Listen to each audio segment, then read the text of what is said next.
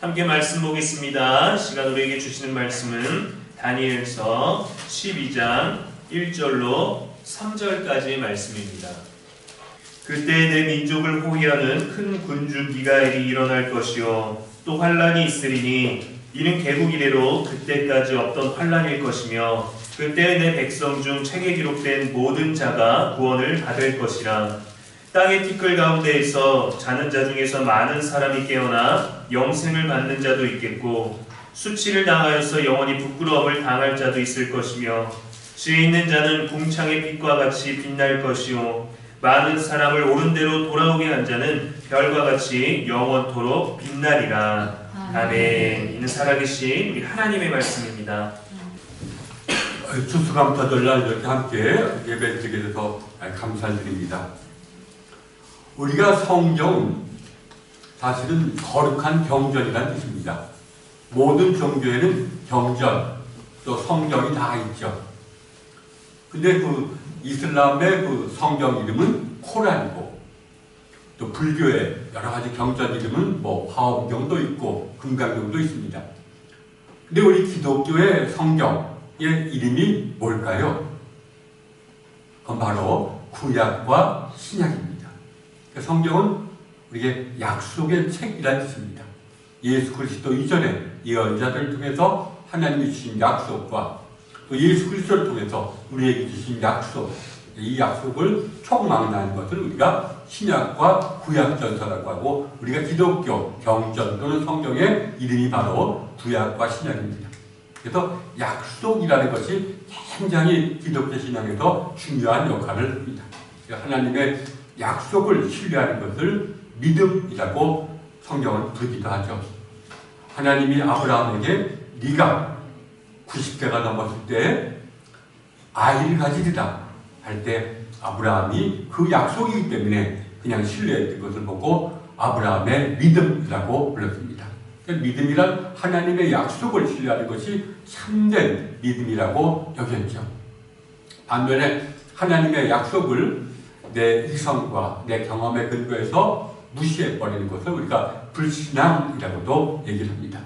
이 약속이 참 중요하고, 그래서 내가 하나님의 약속을 신뢰할 때 여기서부터 우리에게 새로운 변화가 일어나서 결국은 하나님의 약속을 신뢰하는 사람은 사람과의 약속에 대해서도 신의를 지키고 그 약속에 대해서 신실한 자세를 갑니다. 라고 해서 약속에 대해서 신실한 사람을 의로운 자라고 얘기를 합니다.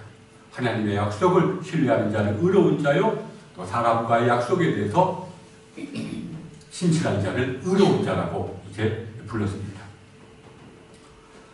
그런데 하나님의 이런 약속의 내용은 뭡니까? 하나님이 우리에게 뭘 약속하셨는가? 그럼 오늘 본문에서 나오듯이 하나님은 우리에게 약속하신 것이 단 한 가지 단어로 요약될 수가 있습니다. 그게 바로 구원입니다. 내가 너희를 구원하리라. 근데 구원이라는 말은 다양하게 쓰여집니다. 물에서 건져내는 것도 구원이요, 환란에서 건져내는 것도 구원이요, 또는 죄 속에 있는 사람을 죄에서부터 건져내서 거듭나게 하는 것도 구원이요, 참된 인간으로 만드는 것도 구원이라고 말합니다. 그러나 이 가운데에서는 이런 다양한 구원의 형태 속에서는 한 가지 공통점이 있는데, 그게 바로 뭐냐? 하나님이 우리를 만나주시는 것. 하나님이 우리를 만나주실 때 때로는 병이 낫고, 때로는 환란에서 건져냄 받고, 때로는 우리가 참 거듭난 사람이 되고, 또 그 밖에 여러 가지 구원을 체험한다는 겁니다. 그래서 구원의 실체를 우리가 하나님과의 친교라고 얘기합니다.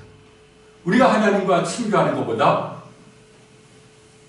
더 행복한 것은 없습니다. 온 우주의 하나님이 바로 피조물과 친교를 하고 우리를 부르시고 또 우리에게 말씀하시고 또 우리에게 응답하는 우리에게 또 말씀하시면서 하나님과 우리 사이에 친교가 이루어질 때 성경은 그러한 사람을 하나님의 자녀라고, 하나님의 종, 또 하나님의 사람이라고도 얘기를 합니다. 그래서 하나님의 책에 기록되어 있다라는 것은 바로 하나님과의 친교 속에 있는 자다라는 뜻이라고도 얘기할 수 있습니다. 하나님과 친교가 성경이 우리에게 약속한 겁니다. 우리가 비록 피조물이라도 우리가 죄인일지라도 하나님께서 우리를 만나고 우리의 마음을 열고 우리와 교제하고 우리를 새롭게 변화시키겠다는 것이 바로 하나님의 약속이라고 할 수 있습니다. 이것을 다양한 방식으로 성경은 우리에게 얘기해주고 있습니다. 그래서 초기의 예언자들, 다윗 또는 시편 이런 곳에서는 하나님과의 친교, 곧 구원은 주로 현세에서 이루어지는 것으로 얘기를 많이 했습니다. 그래서 하나님과의 친교가 일어날 때 우리가 현세에서 복을 많이 받고 또 환난에서 건져냄 받고 또 포로 생활에서부터 우리가 해방되고 병도 낫고 이런 것을 하나님과의 친교를 주로 죽음 이전의 삶에 많이 한정시켰습니다.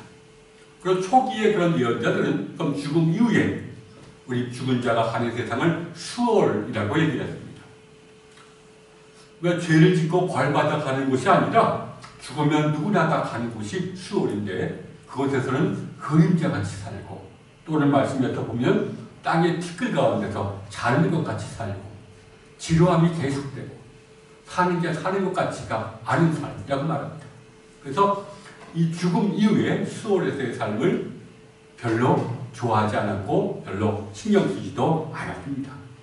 왜 그것은 너무 지루하고 사는 것 같지가 않고 그래서 살아있을 때 하나님과의 친교 속에서 행복한 삶을 사는 것이 초기 유대인들의 소망이었습니다. 우리나라 말로 하면 수월은 저승이라고도 할 수 있죠. 우리 샤만즘 말하는 저승. 우리 샤만님도 죽음 이후에는 별로 바라지도 않습니다. 죽음 이후에는 사는 것 같지가 않고 그냥 겨우 연명하는 것 같고 그림자같이 사는 것이고 결국 우리가 뭔가 행복한 것은 이 땅에서다. 그래서 이 샤만즘은 기복, 살아있을 때 복 많이 받는 것, 조상, 신과의 관계를 통해서 복 많이 받는 게 우리의 행복이고 죽은 다음에는 그건 별로 바랄 게 없는 것이다. 그래서 어떤 말로도 보면 이런 말이 있지 않습니까? 개똥밭에 굴러도 이승이 낫다. 이렇게 얘기를 했습니다. 그러나 이제 오늘 우리가 다니엘을 보니까 단지 죽으면 수월로 가는 것이 아니라 수월에만 머물러 있는 것이 아니라 그곳에서 깨어나서 하나님의 심판을 받고 영원한 생명과 영원한 수치의 삶으로 나뉘어진다고 얘기를 합니다. 이러한 것을 우리가 묵시사상이라고도 말합니다. 주로 후기의 예언자들 이사야, 에스겔, 다니엘, 또 예수님 당시에 많은 예언자들이 주장했습니다. 사람이 죽으면 그냥 수월에만 머물러 있는 것이 아니라 그래서 부활해서 하나님이 정하실 때에 많은 사람들이 부활해서 심판을 받고 영생과 영원의 삶으로 나뉘어진다. 이런 것을 우리가 묵시사상이라고도 얘기를 합니다. 이런 묵시사상은 그러나 고등종교에는 거의 다 나타납니다. 우리나라에도 샤만즘에는 죽음 이후의 심판이라는 게 없는데 조금 불교라든지 또 고등종교에서는 죽음 이후에 업에 따라 나름대로 심판을 받고 거기에 따라서 환생하거나 또는 해탈에 이른다고도 말합니다. 죽음이 끝이 아니라 또 하나님의 정의는 또 온 우주의 정의는 반드시 이루어집니다. 살아생전에 우리가 하나님의 정의를 체험하지 못했다 할지라도 하나님이 정의로우신 분이 아닌 게 아니라 죽음 이후에도 하나님 반드시 당신의 정의와 공의를 이루신다는 것이 어떤 후기 예언자들의 사상입니다. 그래서 오늘 다니엘도 깊은 환상 속에서 이렇게 말합니다. 환난이 곧 있을 것이다. 그러나 땅에 기록된 모든 자가 구원을 얻을 것이요. 그때는 땅의 티끌 가운데 자는 자 중에 깨어나서 곧 부활해서 영생을 얻은 자도 있겠고 수용을 받아서 묵음이 부끄러움을 입을 자도 있을 것이라 라고 말합니다. 이러한 것을 묵시사상이라고 말하는데 예수님 당시에 또는 후기 유대교에서는 이런 두 가지 사상이 함께 공존했습니다. 죽으면 그냥 수월 가는 거지. 이런 사상이 있었고 만약 죽음 이후에는 수월에 있다가도 우리가 부활해서 하나님의 심판을 받고 영원한 생명으로 가는 사람이 있고 영원한 형벌에 처한 사람도 있다. 이런 두 가지 사상이 있었습니다. 그래서 성경을 보면 바리새인과 사두개인이 논쟁합니다. 사두개인은 수월밖에 없다.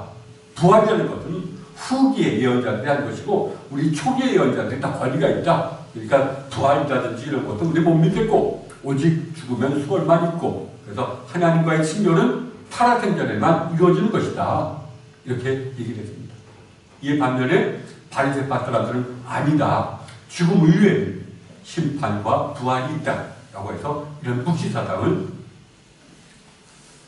더 지지했던 것을 우리가 알 수 있습니다. 그 외에도 그 당시 많은 유대인들이 가지고 있던 사상은 그리스 철학의 영향을 받아서 죽으면 끝이다. 라는 사상도 갖고 있었습니다. 그래서 사도 바울이 사도행전 17장에 보면 사도 바울이 부활을 얘기하니까 에피크로스와 그리고 스토아 철학을 따르는 사람들이 사도 바울에게 반론을 제기했다라는 말이 나와요. 그들의 사상은 죽으면 다 끝이다. 우리가 살아생전에 죽음에 대해서 묵상할 필요가 없다. 죽으면 우리 의식도 없어지니까 묵상할 것도 없다. 살아생전에 우리가 행복을 느끼고 쾌락을 즐겨야 된다. 물론 거기서 말하는 쾌락이라는 것은 사치하고 호화로운 삶을 사는 게 아니라 욕심을 비울 때 비로소 참된 기쁨을 얻을 수가 있다. 라고 해서 그런 철학을 강조했던 것입니다. 그러니까 이러한 사상 중에서 예수님은 어떠한 사상을 취했냐? 바로 다니엘이 말하는 묵시사상을 예수님도 지지했습니다. 예수님도 사람이 죽으면 끝이 아니고 그리고 부활해서 심판을 받고 영원한 생명과 영원한 벌, 영원한 형벌에 처하게 된다라고 말합니다. 초대 기독교도 예수님을 따라서 죽으면 끝이 아니라 다시 부활하고 심판을 받는다는 사상을 믿으면서도 예수님의 부활을 체험한 이후에는 이것을 더욱더 확신하게 되었죠. 봐라! 예수님 부활하지 않았느냐? 사도 바울은 예수님이 부활하지 않았느냐? 우리는 부활에 대한 증인들이다. 예수님의 부활을 보고 우리 죽은 자들도 예수님처럼 다 부활해서 심판을 받고 영원한 생명으로 영원한 형벌로 얘기하는 것을 우리는 선포한다고 얘기를 합니다. 그런데 우리가 이러한 묵시사상을 이건 단지 인간이 상상력을 동원해서 지어낸 이야기니까 이렇게 반문해 볼 수도 있습니다. 죽은 자의 세상은 자기가 어떻게 알아? 상상력으로 그렇게 하는 거 아니야? 아니면 이 땅의 사람들에게 죄 짓지 말라고 착하게 살라고 그렇게 하는 것이 아니야? 사도 바울은 여기에 반대합니다. 아니다. 그들이 그렇게 말할 수 있는 것은 그들이 살아생전에 하나님을 체험했기 때문입니다. 하나님을 체험했기 때문에 그 하나님의 깊은 체험 속에서 비로소 죽음이 끝이 아니라 부활이 있고 심판이 있다는 것을 확신하게 되었고 그것을 선포한 것이다 라고 얘기를 합니다. 그러니까 우리 기독교인도 영원한 생명을 믿고 부활과 심판을 믿고 영원한 생명을 믿는데 이게 단지 머리로만 믿는데 그쳐서 되는 게 아니라 살아계신 하나님을 죽기 전에 체험하면 이것이 진정한 나의 소망이 있다는 겁니다. 우리는 그저 그렇게 되겠지.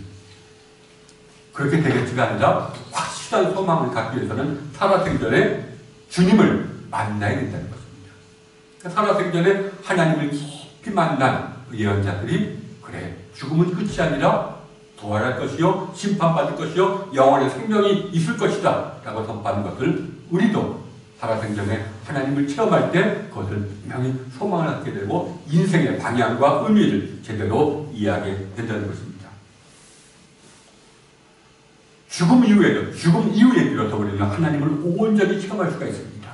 죽음 이후에 하나님의 심판과 하나님의 사랑이 어떠한 것인지를 우리는 온전히 체험할 수 있지만 죽음 이전에도 우리는 하나님을 간헐적으로 체험할 수가 있고 이것을 체험한 사람들이 증언을 해준 것이 주로 성서의 약속으로 우리에게 전해지고 있는 것입니다.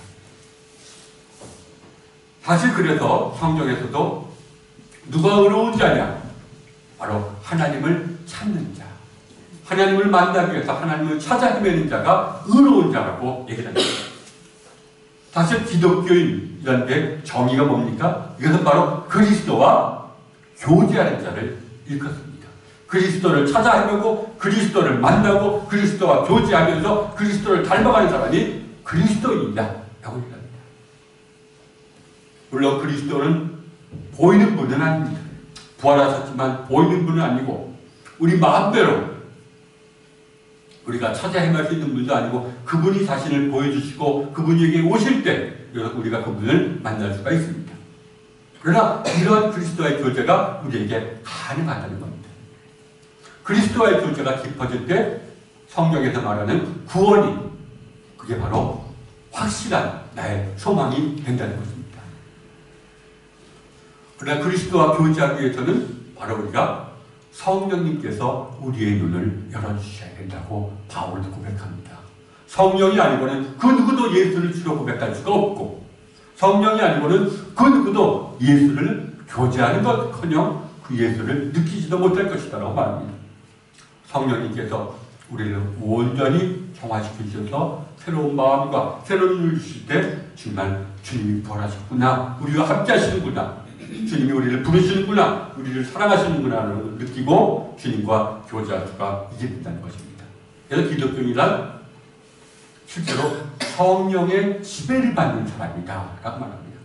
성령의 부르심을 느끼는 사람, 성령의 임재 속에서 우리가 성령님의 어떤 조명을, 빛을 비춰주심을 느끼고 성령님의 인도하심을 따르는 사람이 바로 그리스도이다 라고 얘기합니다.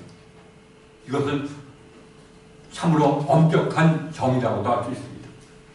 그런데 이런 성령님이 우리를 인도하시는 어떤 수단을 우리가 은혜의 수단이라고 말합니다. 그래서 기독교인을 은혜의 수단에 참여하는 자. 그 은혜의 수단이 뭡니까? 주일에는 예배를 드리는 것. 이게 은혜의 수단이요. 또 우리가 주중에는 주님의 말씀에 순종하는 것. 이것이 바로 은혜의 수단이다. 우리가 주일날 예배를 통해서 성찬과 말씀을 통해서 있을 때 우리가 주님과 알게 모르게 교제할 수가 있고 또 우리가 주의 말씀을 지키고 주의 말씀에 순종할 때 그 말씀을 주신 주님과 교제할 수 있게 된다는 것이 우리 기독교 신앙의 공통적인 고백입니다. 그러면 우리에게 우리가 그리스도를 만날 때 성령의 인도하심을 받을 때 그건 너무 추상적인 얘기 아니고 먼 나라 사람들의 얘기같이 느껴질 때가 있습니다. 그러나 이것은 오늘날에도 이루어지고 있는 현실입니다. 내가 성령님의 인도하심을 받아서 주님을 만날 때 우리에게 나타나는 현상이 바로 평강입니다. 성경에서도 부활하신 주님이 제자들을 만나서 뭐라고 인사하셨습니까? 너희에게 샬롬, 평강이 있을지어다 라고 말합니다.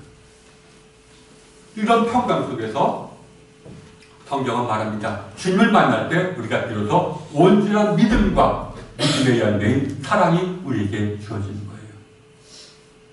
참 주님을 신뢰하는 믿음과 그 믿음을 통해서 우리가 사랑하는 마음이 주어진다라고 말합니다.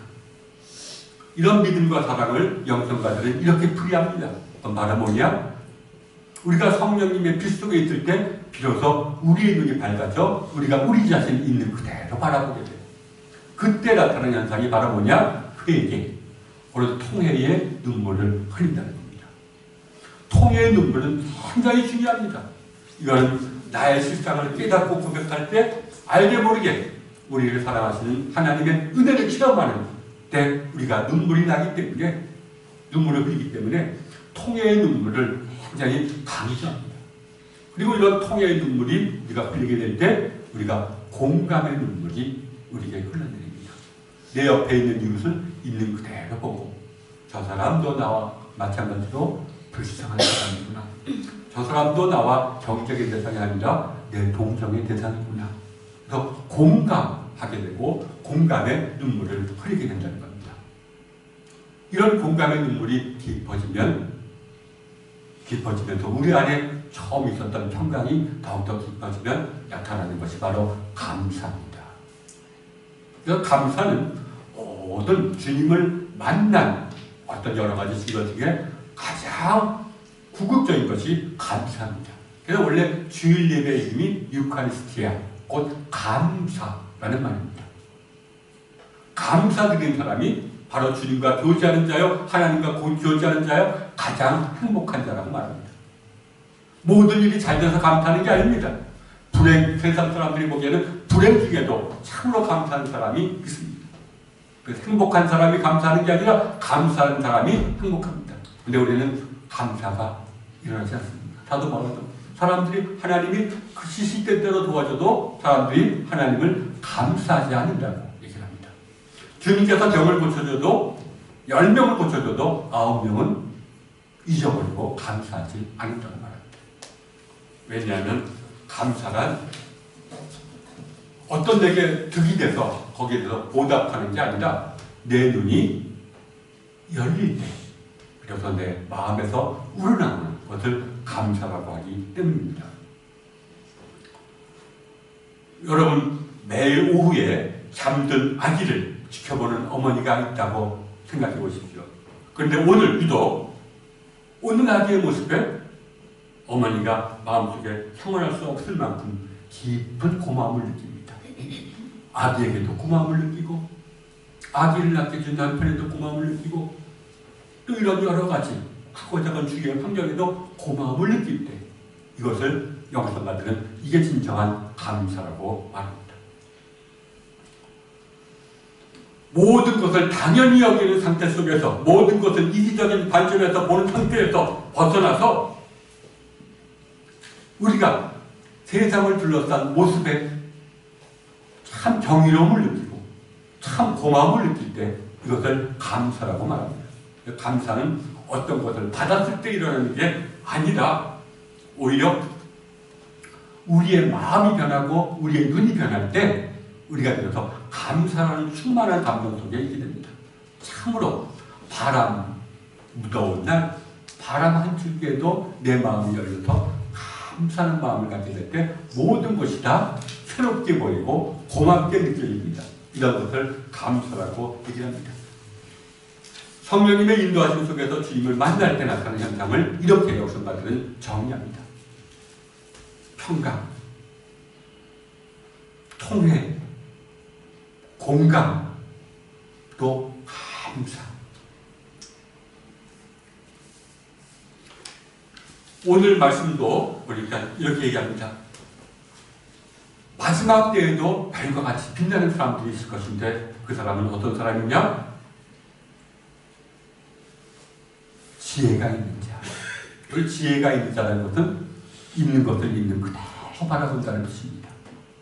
우리는 있는 그대로 바라보질 못합니다. 우리의 이기적인 욕망 때문에 또 이 욕망을 통해서 우리에게 다가오는 악한 생각 때문에 있는 것을 있는 그대로 바라보지 못합니다. 그러나 하나님의 은혜 속에서 성령님이 우리에게 빛을 비춰줄 때 우리가 들어서 우리 자신과 우리의 이웃을 있는 그대로 바라보게 됩니다. 이걸 가르쳐서 성경은 지혜의 영이라고 말합니다. 지혜의 영, 성령님이 우리에게 임자실 때 내가 내 자신을 바라봐요. 내가 이러한 사람이구나. 내가 권고한 사람이구나. 내 이웃은 또 권고한 사람이구나. 하나님이 사랑하시는 사람이구나. 라고 바라보게 된다는 거예요. 그리고 우리는 뭐라고 얘기합니까? 옳은 곳으로 사람들을 옳은 곳으로 인도하는 사람. 사람을 진리로. 그 진리 누굽니까? 하나님에게로. 또 우리 예수께로 인도하는 사람이 별과 같이 빛날 것이다. 라고 말합니다. 한 사람을 하나님께로 인도하는 사람, 주 예수 그리스도께로 인도하는 사람, 이 사람은 이미 그리스도와 교제하는 사람이라는 것이고, 그래서 어떤 그리스도와 성령의 빛으로 충만하고 그 빛을 바라는 사람이 된다고 얘기를 합니다. 사실 복음을 전해서 그 한 사람을 주님께로 인도하는 것만큼 하나님 보시기에 기쁜 것이 어디 있을까요? 이것보다 중요한 것은 없죠. 그러나 어떤 사람들은 그러나 사람들을 진리로 인도하기 위해서는 먼저 친교가 이루어져야 된다고 말합니다. 사람 사이에 친교가 온전히 이루어지면 우리에게는 감사하는 마음이 들어서 하나님을 찾게 됩니다. 하나님께 영광을 돌리게 되고 하나님께 감사하게 됩니다. 영성가는 말합니다.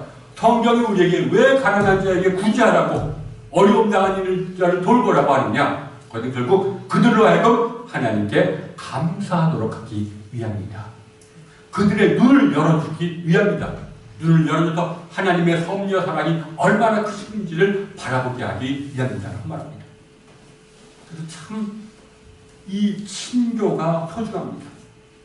제가 아는 전도를 잘하는 사람이 있는데 이 사람은 참 친교도 잘합니다. 어려운 일 당하면 먼저 가고 뭘 가고 아주 속마음을 내뱉어서 친교를 하고 그 친교 속에서 자연히 그 사람으로 하여금 하나님에 대해서 묻게 하고 하나님을 찾게 하고 하는 것을 제가 보기도 했습니다.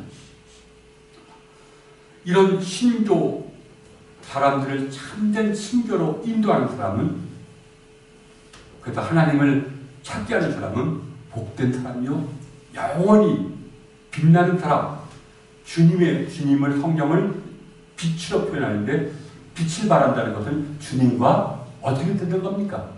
하나가 된 사람 주님과 연합한 사람이라는 아주 고귀한 칭호를 주는 것입니다. 그래서 참 사람은 성령의 빛에서 내 자신을 돌아보고 친교를 위해서 하는 사람 진정한 친교를 위해서 하는 사람 이 사람은 하나님의 심판 속에서도 담대하게 설 것이며 오히려 주님과 연합해서 영원히 빛을 발하는 존재가 될 것이라고 다니엘은 예언하고 있는 것입니다. 참 소중합니다. 내가 사람에게 복음을 전하지 못하더라도 따뜻하게 친교의 삶으로 다가갈 때 하나님께서 그것을 가장 큰 것으로 여깁니다.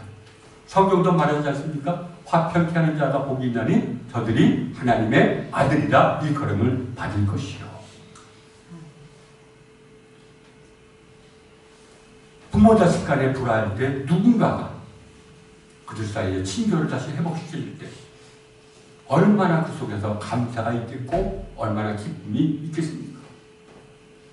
그래서 성 프란시스코는 자기의 소원을 뭐라고 얘기했습니까? 주여 저를 평화의 도구로 써주옵소서. 깊은 깨달음 속에서 내 인생의 의미는 뭐냐? 저를 평화의 도구로 써주옵소서.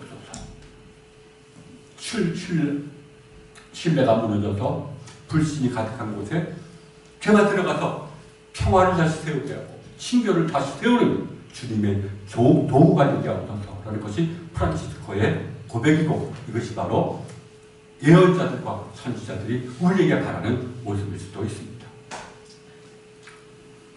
그런데 이게 바로 그리스도인의 모습이요. 또 영원한 생명에 대한 소망을 갖고 있는 그리스도의 실상이신데 니체는 이렇게 말합니다. 난 이런 사람 하나도 못 봤다.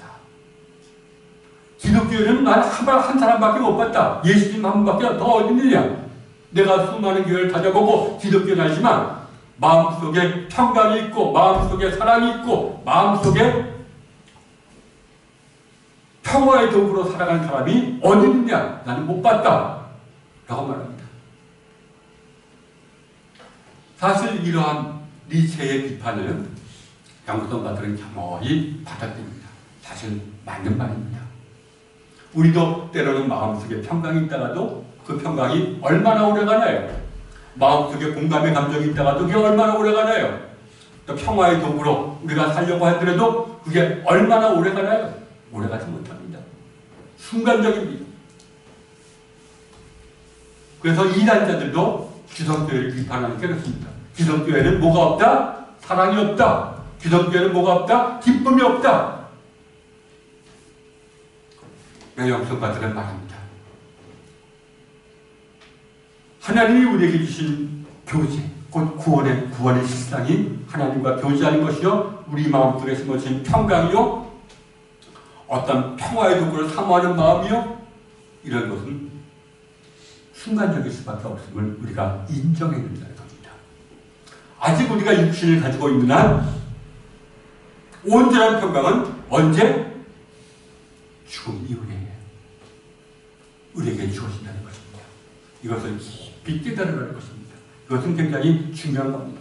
이러한 진리를 깨닫지 않을 때 바로 이단이 나타나고 열광주의라는 것이 나타납니다. 그건 바로 하나님의 은혜에 의존하지 않고 인간이 자기의 힘과 능력으로 사람 사이에 친교를 세우고 평화를 세우고 이렇게 이상을 세우려고 했던 것입니다.